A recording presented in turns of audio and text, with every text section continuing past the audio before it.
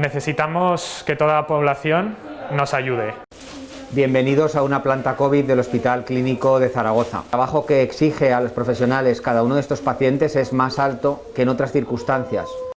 Os pedimos por favor vuestra colaboración para que cumplamos con las normas y seamos responsables para poder evitar que se sature la sanidad. Estamos ante una pandemia producida por un nuevo coronavirus que tenemos dificultades para controlar.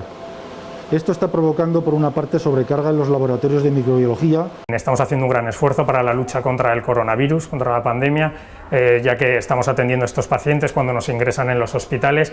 Pero si los hospitales se colapsan, pues no vamos a poder atender no solo a más pacientes con coronavirus, sino tampoco a ti cuando vengas con un accidente de tráfico, con un infarto, con un parto complicado.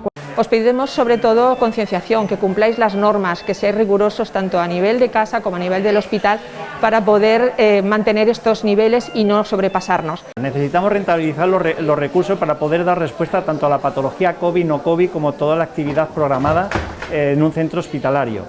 Podremos estirar los espacios, podremos inventarnos nuevos sitios para ver a pacientes, pero no podemos estirar al personal que está agotado, mental y físicamente.